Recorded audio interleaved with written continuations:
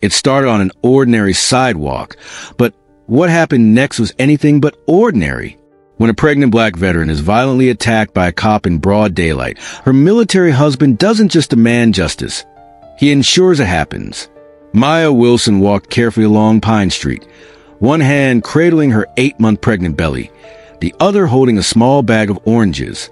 At 45, the retired Army combat medic moved with a deliberate precision that had served her through 3 tours in Afghanistan. The afternoon sun warmed her dark skin as she headed home to surprise her husband Marcus with his favorite meal. Maya had served her country for 18 years, earning a Purple Heart when her medical unit was hit by an IED. Despite saving 4 wounded soldiers while injured herself, she rarely spoke about her heroism. After retiring 2 years ago, she'd focused on building the family she and Marcus had postponed during their military careers. Marcus Wilson, a master sergeant in the Marine Corps with 22 years of service, was currently working at the local Veteran Support Center. Their home, just 3 blocks away, was filled with books on childcare and a freshly painted nursery. After years of patching up wounded soldiers, Maya was finally preparing to bring new life into the world. Neighbors respected the Wilsons. Maya volunteered at the community clinic on weekends, her medical expertise and calm demeanor making her a natural healer. Her pregnancy had been a celebration for the entire neighborhood. Many remembered how she'd administered CPR to Mr. Jenkins when he collapsed at the summer barbecue last year. Today, Maya walked slowly, savoring the quiet afternoon.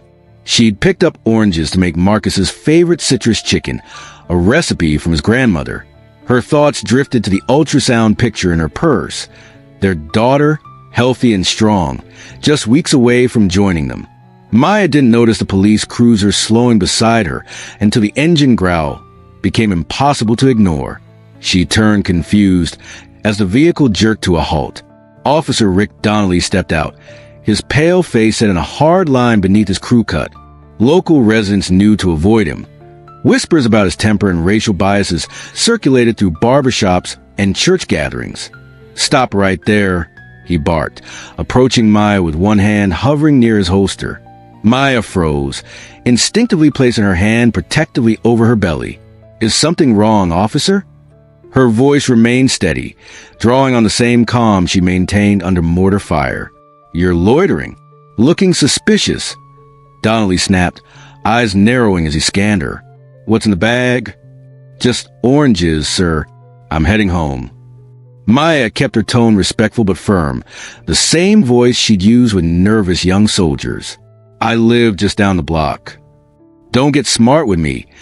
Donnelly stepped closer, his stance aggressive. "I said stop moving." Maya hadn't moved. She remained perfectly still, her military training kicking in. Minimize threat, maintain composure, protect the vulnerable. "I'm not arguing, officer. I'm 8 months pregnant and just walking home." A small crowd began forming at a distance. Someone raised a phone, recording. Donnelly noticed and seemed to grow more agitated. "ID now." He extended his hand. Maya slowly reached for her purse. "My wallet's right here. I'm a retired Army. Did I ask for your life story?" Donnelly cut her off. "Just the ID."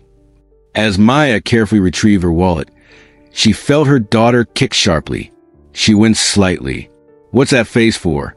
You think this is a joke?" Donnelly's voice rose. "No, sir. The baby just kicked." Maya handed over her military ID card. Donnelly glanced at it dismissively. "Army medic, huh? Doesn't give you special rights on my streets." "I understand, sir." Maya maintained her composure, though her heart raced.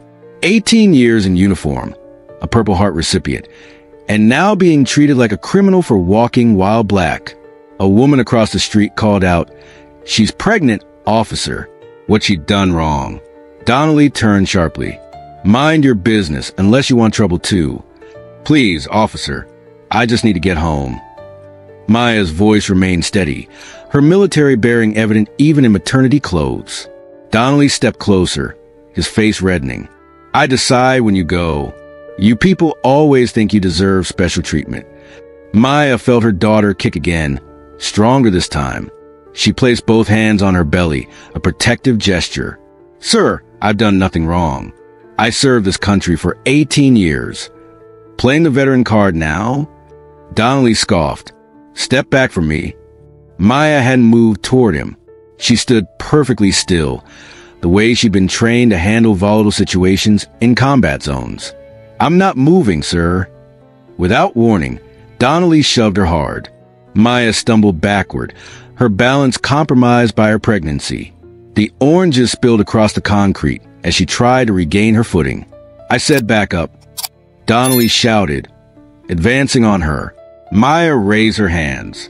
"Please, I'm pregnant." The next moment happened in slow motion. Donnelly, face contorted with anger, kicked Maya directly in the stomach. The impact sent a shock of pain through her body. Her scream cut through the afternoon quiet as she crumpled to the pavement, arms wrapped protectively around her belly. Bystanders gasped. Phones recorded. Someone shouted, "Call 911. She's pregnant." Maya lay on the sidewalk, tears streaming down her face, whispering to her unborn child, "Stay with me, baby. Stay with me." Her training as a combat medic told her this was bad, very bad. Donnelly stepped back, seemingly startled by his own actions, then turned away as if nothing had happened. Marcus Wilson was helping a young veteran with paperwork when his phone rang. The caller's voice was frantic. "Your wife, the police? She's hurt. Ambulance coming." 20 minutes later, Marcus burst through the hospital doors, still in his service uniform. His normally composed face was tight with controlled fury as he followed a nurse to room 403. Maya lay in the hospital bed, monitors beeping steadily. Her face was bruised, her hands resting protectively over her belly. When she saw Marcus, tears filled her eyes. "The baby," were his first words. "Still with us," Maya whispered. They're monitoring her heartbeat. Marcus took her hand, his large fingers gentle against hers. 22 years of military discipline kept him from breaking down, but his voice cracked when he asked, "What happened?" "He stopped me for nothing, Marcus. I showed my ID, told him I was a veteran." Her voice trembled. "He kicked me. Right here." She touched her stomach. "I didn't provoke him. I used my training, stayed calm, non-threatening." Marcus's jaw tightened. He'd faced enemy fire, led men through ambushes, but nothing had prepared him for seeing his wife, a decorated combat medic who'd saved countless lives, lying injured because of a police officer's boot. Dr. Patel entered, explaining Maya had suffered blunt force trauma. "The baby's heartbeat is stable, but we're watching for placental abruption. We'll monitor overnight." After the doctor left, Maya gripped Marcus's hand. People filmed it. Nobody stopped him. Marcus nodded slowly. The Marine in him was calculating, assessing, planning. This wasn't a battlefield he was trained for, but he understood strategy, knew how to mobilize resources, how to fight systems. "We're going to fix this," he said, voice low and certain. "He doesn't walk away from this." "Please don't do anything reckless," Maya whispered. "I won't," Marcus promised, already reaching for his phone. By midnight, the video had gone viral. 40 seconds of undeniable brutality. A pregnant woman identified herself as a veteran. A police officer kicking her to the ground. No ambiguity, no room for interpretation. Just violence against a mother and her unborn child. Marcus made 3 calls. First to Captain James Rivera, his former commanding officer, now practicing law. Second to Sergeant Alicia Washington, who ran the largest veterans organization in the state. Third to Michael Chun, his squad mate from Fallujah, who now worked for a national news network. They kicked the wrong woman, Marcus told them each, and they picked a fight with the wrong family. By dawn, the hospital steps were covered with candles. Veterans in uniform stood silent vigil, some with canes, some in wheelchairs, some with prosthetic limbs. They didn't chant or shout. Their presence alone made the statement. We protect our own. Inside, Maya's phone buzzed constantly with messages from her former unit. The Army medics she'd served were mobilizing, spreading the word through military networks that spanned the country. Hashtag Justice for Maya was trending nationwide. Marcus stood at the window, watching the gathering crowd. A nurse joined him, nodding toward the vigil. "Your wife's story is everywhere." "She's not just my wife," Marcus replied quietly. "She's Staff Sergeant Maya Wilson, Purple Heart recipient. Saved more lives than I can count." The nurse nodded. "The veterans showed up fast." "That's what we do," Marcus said. "When one of us is down, we all respond." On his phone, Marcus reviewed the footage again. Each viewing revealed new details. Donnelly's aggressive stance, Maya's calm demeanor, her military ID visible in her hand. The moment of impact when a trained killer targeted new life. Captain Rivera arrived at noon, legal pad in hand. "I've got 5 eyewitnesses already," he said without preamble. "And I've pulled Donnelly's record. 3 excessive force complaints, all against people of color, all buried." Marcus nodded. "We're not asking for justice," he said. "We're taking it." The hospital cafeteria became their war room. Veterans from 3 branches of service gathered around Marcus, offering resources, connections, and righteous anger channeled into strategic action. "The department's already trying to control the narrative," Captain Rivera explained. They released a statement calling it an incident under review. Marcus scoffed. "An incident?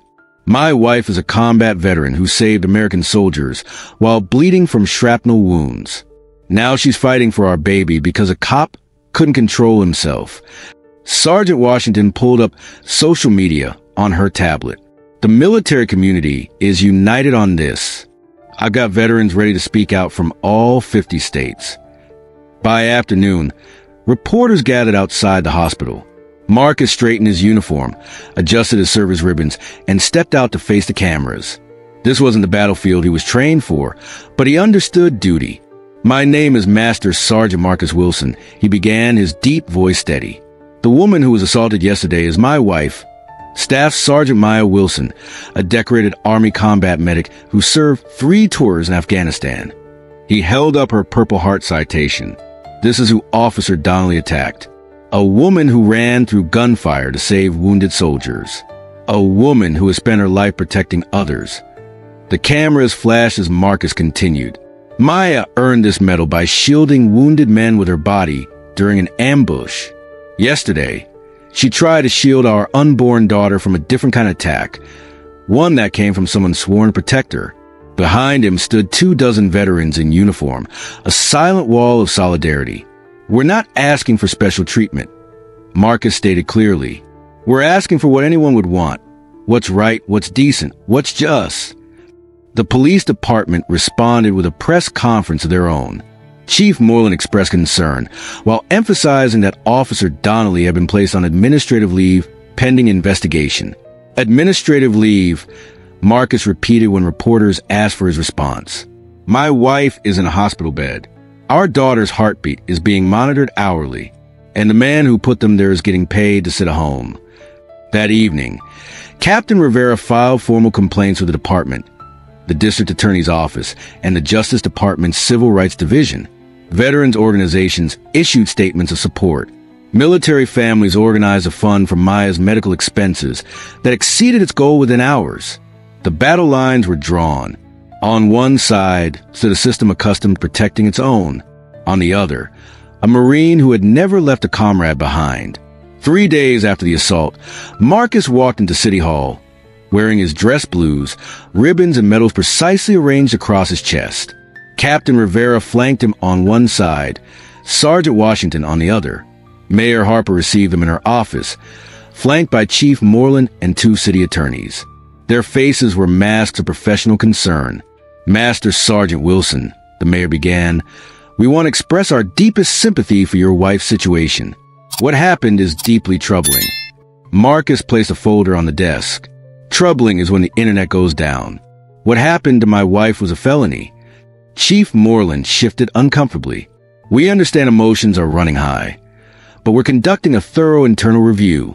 Officer Donnelly remains on administrative leave." "Paid administrative leave," Marcus corrected. "He's collecting a paycheck, while my wife can't sleep without pain medication." He opened the folder, revealing Donnelly's disciplinary history. 3 prior excessive force complaints, 2 involving black women, all dismissed. The mayor glanced at the papers. Some of these incidents predate my administration. But not as bad, Marcus replied evenly. One of the attorneys leaned forward. Master Sergeant, cases like these take time. There's a process. There's always a process, Marcus cut in, and it always moves slower for people who look like us. Meanwhile, my wife, who earned a Purple Heart serving this country, got kicked in the stomach while carrying our child. The room fell silent. Marcus continued, his voice measured but unyielding. We want Donnelly suspended without pay, followed by criminal charges. And we want every officer who buried these complaints investigated. Chief Moreland scoffed lightly. Marcus turned to him. Something funny, Chief? You make it sound so simple, Moreland replied. It is simple, Marcus said. Do your damn job. The pressure mounted. Veterans organized peaceful demonstrations outside police headquarters. Military families shared Maya's story across social media. News outlets picked up the patter of complaints against Donnelly and the department's history of burying them. 5 days after the assault, the mayor called a press conference. Flanked by the city council and a subdued Chief Moreland, she announced Officer Donnelly's suspension without pay pending criminal investigation. This administration is committed to justice and transparency, she stated, cameras flashing. We've engaged an independent review board to examine not just this incident, but departmental policies regarding use of force and complaint procedures. Marcus watched the broadcast from Maya's hospital room. She'd been cleared to go home the next day. The baby's still safe, but requiring continued monitoring. It's a start, Maya said quietly, her hand resting on her belly. Marcus nodded. Just the beginning. 2 weeks later, the district attorney announced criminal charges against Donnelly. Assault on a pregnant woman, excessive use of force, and reckless endangerment of an unborn child. The police union protested, but public opinion, especially among military families, was overwhelmingly against them.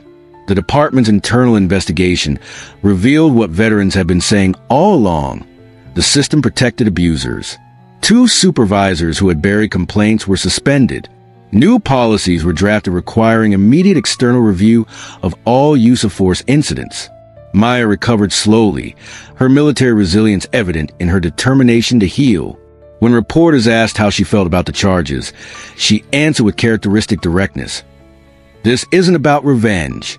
It's about responsibility. When we served, we were held accountable for our actions. Why should it be different for those who serve at home? 1 month after the assault, Maya and Marcus sat for an interview with a national news program. Maya, still pregnant, spoke with the measured clarity of someone who had faced worse dangers. I've treated soldiers with catastrophic injuries, she explained. I've held their hands while they called home one last time. What happened to me was terrible, but what it represents is worse, a system where some people's lives matter less than others. Marcus added, in the military, we learn that the chain is only as strong as its weakest link. When officers abuse power, the entire system fails. The interview aired the same day Donnelly's trial date was set. Public response was overwhelming. Police departments across the state announced new training programs focusing on de-escalation and implicit bias. Veterans groups offered to participate, creating dialogue between those who served overseas and those who serve at home. Maya and Marcus established the Wilson Initiative for Accountability and Support, providing legal assistance to victims of police misconduct and counseling for affected families. We're building bridges, Maya told supporters, between military and civilian communities, between law enforcement and the people they serve, between what is and what should be. Marcus nodded. This isn't about tearing down. It's about building something better. 3 weeks later, Maya gave birth to a healthy daughter they named Honor. As she held her newborn, surrounded by a community that had rallied to protect them both, Maya whispered, "This is why we fought." If this story moved you, please share your thoughts below. How can we better respect those who serve both in uniform and out? Your comments matter.